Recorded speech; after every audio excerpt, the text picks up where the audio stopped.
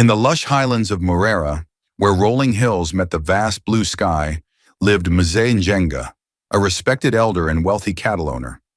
His homestead was a symbol of prosperity, with granaries full of maize, healthy herds grazing in the fields, and workers tending the land.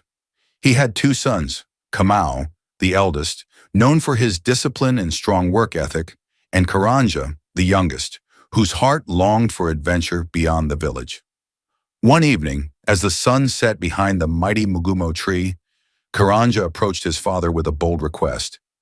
"Baba, give me my share of the inheritance now. I wish to see the world beyond these hills." A heavy silence fell upon the homestead. Kamau, who had just returned from the fields, shook his head in disbelief. To ask for an inheritance while their father was still alive was unheard of. It was as though Karanja wished Mzee Njenga dead.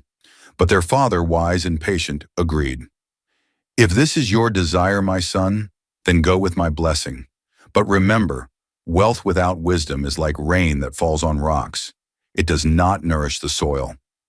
With a pouch full of silver and a heart full of dreams, Karanja left the village, eager to chase a future he believed was waiting for him beyond the green hills.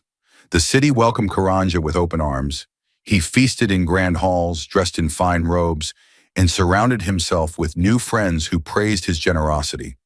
He lived as though the wealth of his ancestors would never run dry. But wealth is like smoke. It disappears when the wind changes. As his money dwindled, so did his so-called friends. When a great famine swept through the land, Karanja found himself alone and destitute. Hunger gnawed at his belly, and he was forced to beg for scraps from the very people who once admired him. Desperate, he took work tending pigs, a shameful task for a man of his lineage. As he sat among the swine, longing for the simple meals of his father's homestead, he was struck by a realization. "Even my father's servants eat better than this. Have I not been a fool? I will return home, not as a son, but as a servant, if only to survive." Meanwhile, back in Morera, Kamau remained steadfast. Through drought and hardship, he worked tirelessly to preserve their father's wealth. He expanded the cattle herd, ensured the granaries remained full, and protected their land from those who sought to take advantage of his father's aging strength. Through his diligence, the homestead did not suffer when famine struck. The village respected him, for his labor was not for himself, but for the survival of his family. One late afternoon, as Kamau oversaw the workers in the fields, he saw a lone figure approaching the homestead. Covered in dust and rags, Karanja limped toward the entrance, his eyes filled with shame. Before Kamau could react, Mzee Njenga rose from his stool and ran to meet his lost son, a sight the village had never seen before. He embraced Karanja, lifting him as though he were still a child. "Baba," Karanja wept, "I am not worthy to be your son. Make me as one of your servants." But Mzee Njenga, full of joy, called for a great feast. A fattened goat was slaughtered, and the village was invited to celebrate. Kamau, returning from the fields, heard the sounds of singing and laughter. Confused, he approached one of the servants. "Your brother has returned," the servant exclaimed. "Your father is rejoicing." Kamau's heart burned with anger. He had labored day and night, yet he had never been celebrated. And now his wayward brother, who had wasted their father's wealth, was welcomed home with a feast?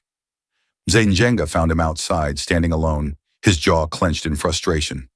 "My son," the old man said, placing a hand on Kamau's shoulder, "why do you stand in the shadows?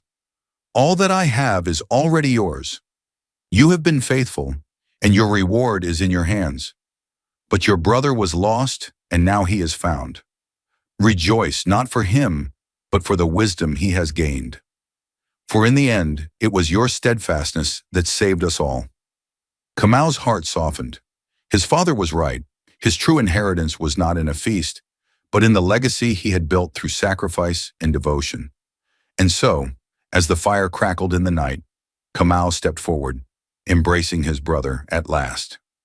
The story of the prodigal son is often told as one of forgiveness, but according to the messianic wisdom, it is also a story of responsibility. While the lost may be welcomed home, it is the steadfast who preserve the family's future. Kamau's sacrifice was the pillar upon which their home stood, and his reward was far greater than any feast. It was the legacy of his father's name, secured for generations to come.